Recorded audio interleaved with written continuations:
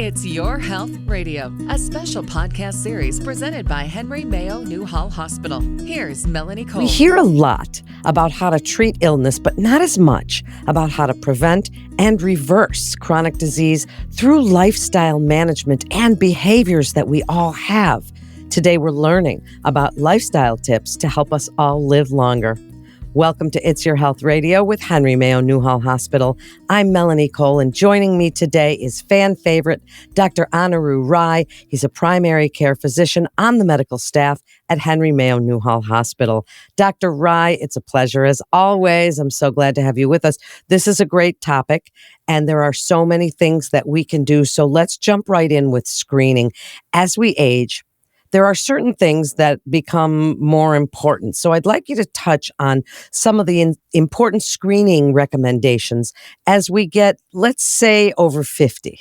Yeah, absolutely. So as we do get older, screening is a great tool, thankfully, that we have this day and age to help with essentially increasing longevity, to help you live longer and healthy. Thankfully, this day and age, actually, we've been put a lot of emphasis on preventative care. And with that, we found out that if people engage in those sort of activities of preventative care, talking to your doctor, going to your yearly appointments, that will improve your longevity, let you live healthier as well. When it comes to screening tests, that's something we also put a great emphasis on. Typically after 50, that is when we start talking about screening for colon cancer. And there's a lot of ways we could screen for that. Thankfully, there's a lot of tools in our arsenal to help get the right diagnosis for that. After 50, we also talk about vaccinations. It's important to kind of prevent your body from getting sick as well, especially with shingles. That's another good vaccine that we would talk about once you get above 50 as well. Of course, the flu shot's a good way to kind of make sure you're staying healthy. And at that point, we also talk about doing blood work to kind of make sure there's nothing that we can't see that we can't treat ahead of time, like diabetes, cholesterol, making sure kidney and liver are doing okay. These are good preventative care that we, as a primary care doctor, would want you to be aware of and we would test for as well. So there's a lot of things we would talk about when it comes to preventative care. And after 50, there's a bunch to actually go over more in depth as well. Well, certainly, getting old is not for sissies. It's not that easy, but there are things we can do, as you say. And I just, as the host here, want to mention mammograms. You mentioned colonoscopies, and our dermatologists too, our dentists. So listeners, these are all things that are so important, as Dr. Rice said, to make sure that we visit our primary care and check in on some of these things, because catching things early is really the best way to treat them better. So now, what about movement? You and I have talked about exercise a lot. What type of movement has the biggest impact, do you think, on longevity? That's a good question. So thankfully, there have been studies on this specifically when it comes to longevity and physical fitness. And as you pointed out pretty well, is essentially prevention is better than cure, because if you prevent stuff from happening, you don't have to go for a cure because it never happened in the first place. So prevention is ideal when it comes to making sure you're living long and living healthy. When it comes to activities, we found out a couple of things. Cardio is a great way to kind of make sure your whole body is working at a pristine state. So not only does it prevent or decrease high blood pressure if you're to do more cardiac exercises, and also weightlifting. So these are both in tandem. They work well in not only decreasing high blood pressure, but also keeps your muscle in tone and in check. Because as we get older, our muscles do tend to lose a little bit of their mass. A term we like to use is sarcopenia, meaning as you get older, the muscles themselves, you're not using them as often, will get smaller and smaller. And that could lead to other problems like falls, balance issues, and the overall decreased quality of life. So we know for a fact that at least 30 to 45 minutes a day of high intensity or moderate intensity exercises of either cardio or weightlifting is a great way to make sure your bones are healthy and your muscles are healthy, especially for women as they get older. There is a high chance the bones do get weaker, especially since the estrogen goes away and menopause hits. So these kind of exercises, I would be more inclined to tell my female patients, just because they would benefit a large amount compared to our male patients, which also I would recommend to have these exercises in check to help not only promote good activity to keep yourself moving, but also improve your longevity as well. Don't I know it, because I'm right in that age group, Dr. Rai. And I want to also point out here for people that say, but I don't have time for 45 minutes a day, you can break it up. And the studies have shown that if you do that 45 minutes in broken up 10, 15-minute increments, it still has a really great effect for your body. So that's just something to know if you don't have that 45-minute span. Okay, now food, Dr. Rai. I'm sure everybody asks you, all the time about nutrition and what's the best way to eat. I get the questions every day and all the time as well. So, what is the simplest way for us to look at what we eat, to look at the nutrition that we're taking in so that we know we're getting the nutrients that we need, which if we're not, then maybe we might have to supplement with? That's a good question. Nutrition is a big topic in itself. Ideally, I always tell my patients, having a balanced diet is important. Avoiding these processed foods is always a good place to start. It's easier said than done, just because this day and age, that's the easiest thing people grab onto. Time is a factor as well, but it's important to have healthy foods, natural foods, fruits, vegetables, have a good balanced diet in general, just to have a good function of your body. But another interesting thing, just to kind of a part of that topic, is food is important, ingestion is important, but also the amount you eat is important. There have been some studies, particularly I believe it was the calorie trial. They actually noted that if you were to decrease your calorie intake by at least 25%, you could actually find out that you're aging less, a little bit slower. Your body is actually functioning at a more prime functionality. So it's important to understand that eating the right amount of food is important, and also reading the quality of food is important. So both are important when it comes to longevity and, honestly, to make you look a bit younger as well. Wow, that is really great advice. Just about, what did you say, 25%?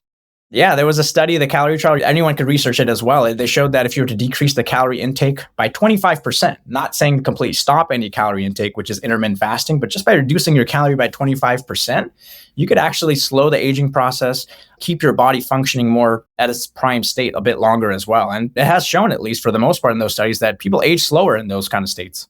Wow. That is cool. That's really great information. And we can all do that. I mean, 25% doesn't sound like that much. So we look at what we eat, we shop the perimeter of the grocery store. All of those little tips that you can get are what can help you to decrease that 25%. And wow, that really is good advice. Now, one of the things that we run into, especially as we get older, I know that it's big for me too, is sleep. Our teenagers, our 20-somethings, certainly don't get enough sleep, probably because the blue light and they're on their phones and all this stuff. But then the people in my age group have trouble staying asleep all night sometimes. And we're not getting what we used to get when we didn't have all the worries and the turning off our mind all the time. What's your best advice for sleep, Dr. Rai, and getting that good night's sleep? Because that is elusive for some of us. Absolutely. Sleep is vital for everyone in general.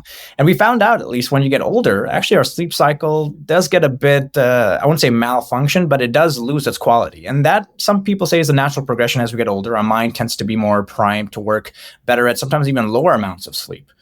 Sleep, nonetheless, is important because it refreshes the mind. It keeps the body a bit refreshed as well. It's important when you do go to sleep. I always talk to all my patients about sleep hygiene, making sure that you avoid TV if you can when you go to sleep. Use the bed only specifically for sleep, not for eating, not to use your phone when you sleep. These are all important things that your body will eventually understand. And we don't want your body to have that habit where when you go to bed, your body says, hey, let me get on the phone, let me get on the laptop or the television. That will actually desensitize your body to say it shouldn't go to sleep. So sleep is vital when it comes to making sure your body's energized properly. And also it does improve longevity and overall quality of health. So that is another topic that I always tell my patients, sleep hygiene is vital when it comes to it. It is. So you mean I shouldn't be laying on my side looking at TikTok for like what sometimes goes 2-3 hours? We're not supposed to do that, right? We're supposed to cut off all those kind of lights for that sleep hygiene. Yes, absolutely. So the blue screen, like you mentioned, the blue light is very invigorating to certain parts of your mind. And when your body or your eyes see a certain wavelength of light, it's programmed to think that you should wake up. So that is something we want to kind of avoid as much as possible. Sometimes I know that some screens like the phones do have a special option for like sleep mode where it turns off that specific wavelength. But nonetheless, I would say use the bed only for sleep. Avoid using that to scroll through TikToks or on the laptop or on the TV, because the bed is supposed to be used only for sleep. And that is what can not only promote good daytime awareness, but it could also increase your longevity as well. Okay, I will. Now, speaking of things that we do to make ourselves feel better, stress. Stress, we've learned over the years, and I've been in this field a very long time, and we learned about cortisol, back in graduate school so long ago, and now we're learning more and more, Dr. Rai, about the inflammatory processes involved in stress and stress management and the importance of really teaching ourselves not to react and respond to every little stressor. And we know that what's going on in the world today can take its toll on any one of us.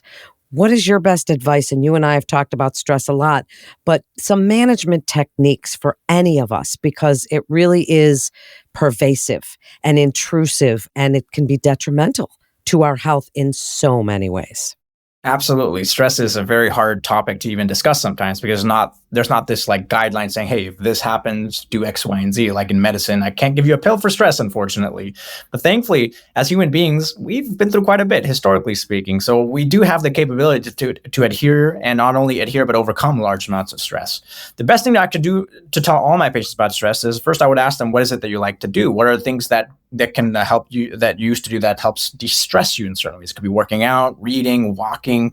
Something to kind of help keep you motivated is important. And that's where social contacts also come in the picture. Having friends, family members, talking to them, conversing with them. That's a good way to not only relieve your stress, but it's also a good social form of exercise, because every human being does need that form of exercise. And not only that, socializing with other people is a great way to not only increase your quality of health, but to increase your longevity. People who have these good social contacts, strong social contacts, not only decrease their stress, but also increase their longevity. They live healthier, they live happier as well. Stress is something that is a hot topic these days just because people tend to be more stressed nowadays. But thankfully, as your primary care doctor or any physician, you talk to them, they could help you and to get to the right folks. Therapists are a great way to kind of help get the stress out, to get things off your chest. And it's important, nonetheless, to have someone that you feel comfortable talking to, because it is a very touchy subject. It is something that makes people feel vulnerable. But nonetheless, it is a human emotion. It's something that we are aware of, and it's something that everyone should be more open to discuss as well.